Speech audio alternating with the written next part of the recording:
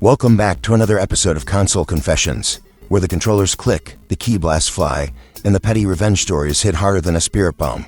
Today's saga is powered by the unlikeliest of fusions. Goku Super Saiyan energy meets the chaotic cunning of real-life malicious compliance. From front desk battles with quarters, to IT directors dropping the mic on toxic CEOs, we've got tales that go full Ultra Instinct on corporate nonsense, all while we drop into Fortnite's Dragon Ball Super universe. So grab a Senzu bean, power up your pickaxe, and get ready to watch the world burn, one petty, perfectly legal move at a time. This is Console Confessions, where karma is always in the kill feed. This happened years ago when I used to work at an office, at a front desk one summer during college. One day, this lady came in to pay a fine. She was very rude and angry about her fine. I don't know the particulars because all I did was work at the front desk.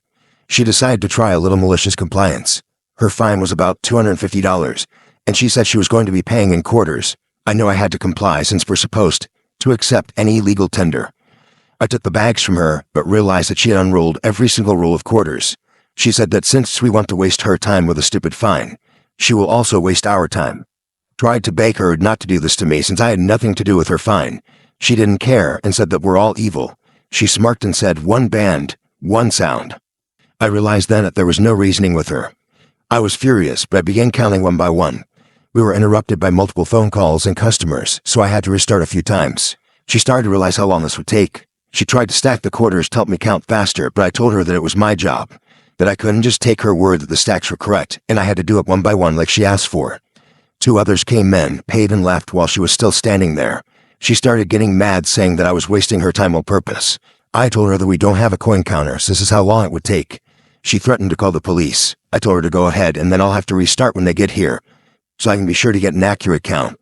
After someone else came in and left, she finally snapped. She whipped out her credit card and paid.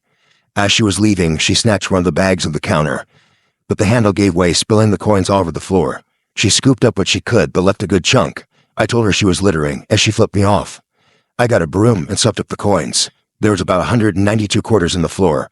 When I was leaving work, I found some more in the parking lot. There wasn't a whole lot of money, but for a broke college student, it was great. I'm an IT director. Though I'm the only IT person in a nonprofit with 45 plus employees, the place I work is a toxic nightmare only because of the CEO. Everyone else is awesome.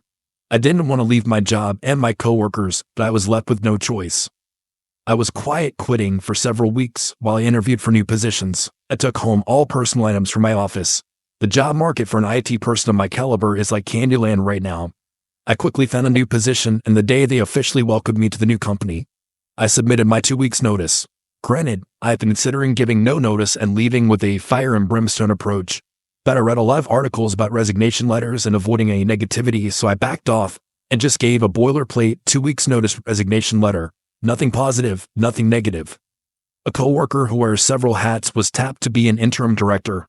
I met with that person and the COO to develop a transition plan to avoid as much chaos as possible. They mostly work in social media and marketing, but during the pandemic, I had trained them to be an emergency IT replacement in case anything happened to me.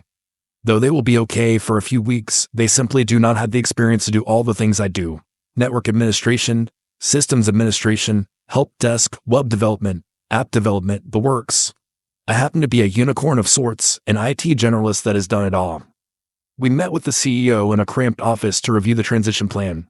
We immediately stated that the interim IT director would not be able to do their old job while they are running IT. The CEO is a complete narcissist and deeply arrogant, while also being completely incompetent and lacking the most basic IT skills. She immediately pushed back on the plan as basically this was not her idea. She rejects everyone else's ideas 100% of the time. I tried to speak up and advocate for the COO and the interim IT director, as I've been doing the job for 5+ years, so I know the reality. There's no way they could possibly do IT and their old job. She literally wouldn't let me finish a sentence. She wanted to see a checklist of my job duties. There are literally hundreds of pages of documentation for my role, which is not really possible to summarize into a checklist. Everyone in the meeting had been emailed a disaster recovery/business continuity document that I wrote from my role.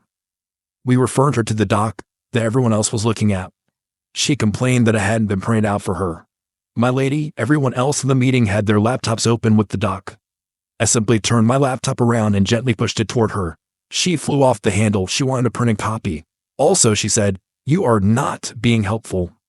I was literally in the meeting to be helpful. There are hyperlinks galore in the stock, so a printed copy will be useless, but I tried to oblige by taking my laptop back and started to print it. Before I could finish, she was standing next to my chair and was saying, "Are you going to move?" I guess she was trying to get past me to go to the printer. I said, "I think what you meant to say was excuse me," as I scooted my chair forward. Not being helpful? You have no idea what that looks like from your IT guy. I said, "Okay, I'm done," and went back to my office, wrote a new resignation letter, went right back to the meeting and handed it in. Instead of leaving in 2 weeks, I'll be leaving in 1 week. The CEO's jaw dropped to the floor. She was speechless. She just sputtered as I closed the door behind me. They are already begging me to go back to 2 weeks' notice out of courtesy and professionalism. I just told them that courtesy and professionalism is a two-way street, and they hadn't earned it. I'm going to barely work for this last week. Instead of tying up those loose ends, I'll just not quite get around to finishing stuff while I watch them scramble. Good luck installing new software or updates on all the computers that require an administrative password. Good luck handling the media coordinator who regularly creates network storms with his antiquated studio equipment. Good luck onboarding new staff with their accounts, passwords, and equipment needs. Good luck helping the CEO use her smartphone every day and helping her search for emails in our inbox with over 25,000 unread messages. Good luck with the security systems that I installed and maintained for 3 years. Good luck maintaining 10 websites, 7 of which I personally developed and maintain. I would just sit back and watch the show. Malicious compliance is now the main course in a delicious meal seasoned with tears of bitter, incompetent CEO. Many, many years ago, I was in the U.S. Marine Reserves. We used to do field training 3 to 4 times a year at the Army National Guard base here in my state.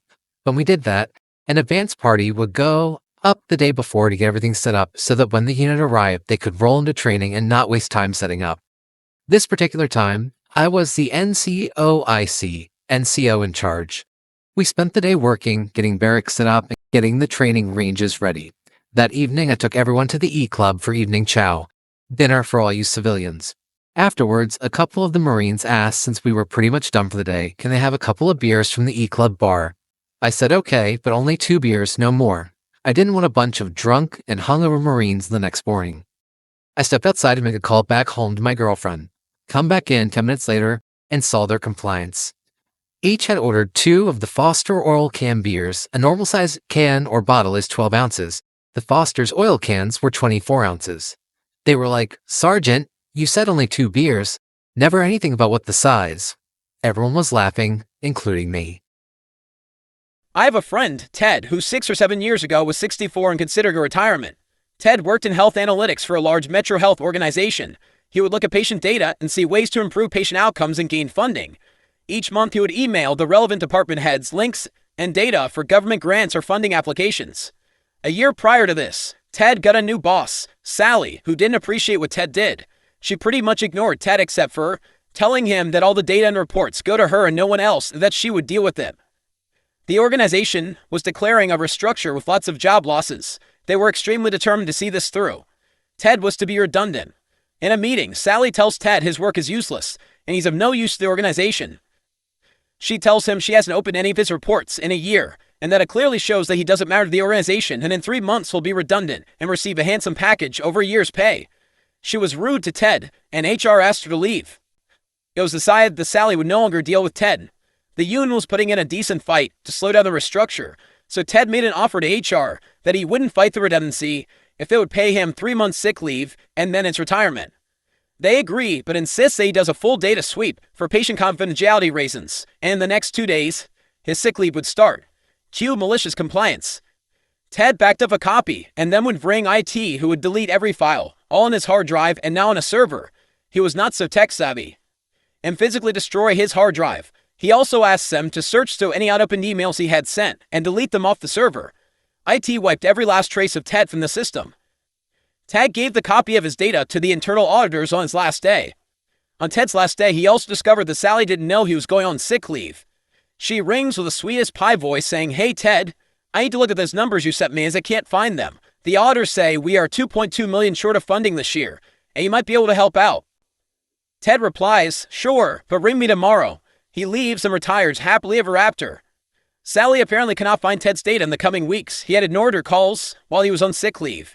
The internal auditors investigated and found that she had cost the organization over $2.5 million in funding.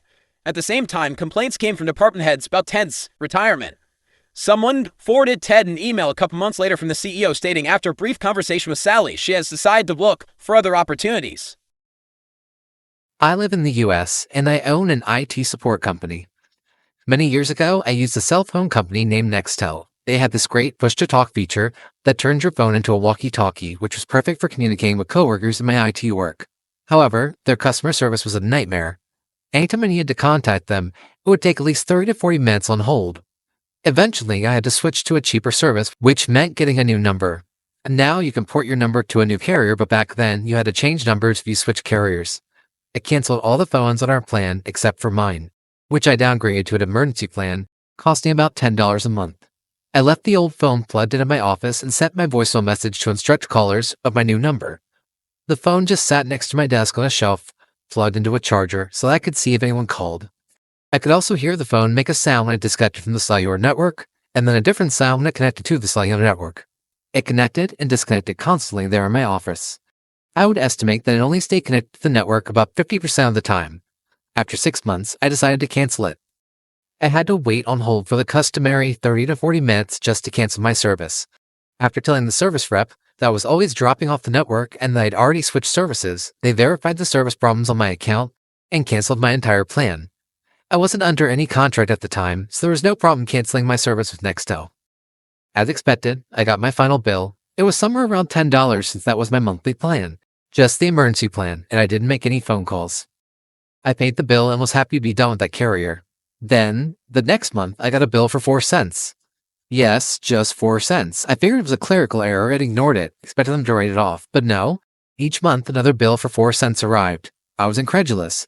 I checked the postmark and saw that the postage to send me the bill was costing them 10 times more than the bill itself, and they kept sending the bill every month.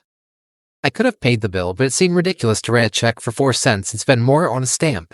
After 6 months, I finally had enough and decided on some very petty malicious compliance. I decided to invest the 40 minutes on hold to call Nextel to work this out.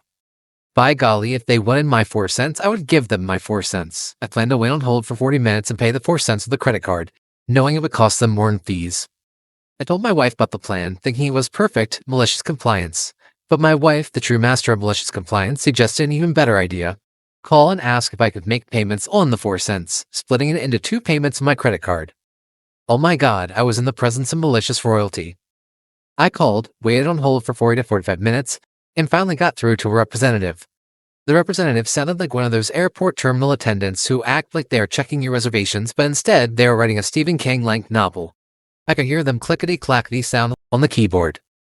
The female representative was constantly typing as I explained that I had canceled my service but kept getting the final bill and proposed making payments. The representative, typing away, said she'd look up my account. As she typed away at her keyboard, I explained that I had gotten the final bill and that I would like to set up a payment plan to take care of the outstanding balance.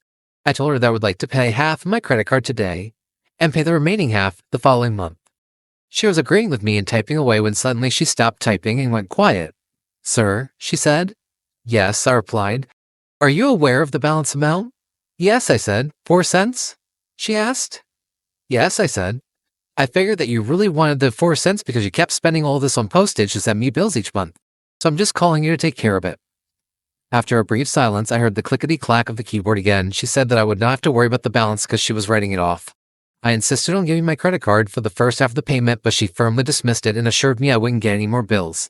My wife's suggestion turned a simple prank into a perfect masterpiece of malicious compliance. I may be good at it, my wife is on another level, and you really have to want to do malicious compliance to wait on hold for 40 minutes. When I was a teenager, I worked at a certain fast food restaurant known for customer service. I used to work the drive-thru. I was the voice in the box while I also prepped drinks for the window. We'd have people come through with all kinds of requests and grievances.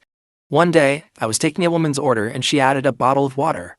The last time I ordered a bottle of water, it was warm, so please, make sure you give me one that is cold this time. We keep the bottles in our fridge, but they get stocked up from room temp, so I guess she got one that was recently stocked the last time. This lady is really upset about this and reminds me a few more times to make sure it's cold. Being a teen, I'm mildly amused with myself when I decide to most certainly make sure her water is cold. I grab one of our extra large cups, fill it with ice, and stuff the water bottle right in the middle. My coworker at the window gives me a weird look, but I just tell her to go along with it. Lady comes to the window. My coworker hands her the cup ice bottle contraption. I'm feeling slightly smug until the lady starts ranting and raving about how this is customer service, and how happy she is to know it will most certainly be cold. She even ended up submitting feedback to the store about how great it was. At the end of the day, I'm happy she got her cold water, even if it was in the most ridiculous way.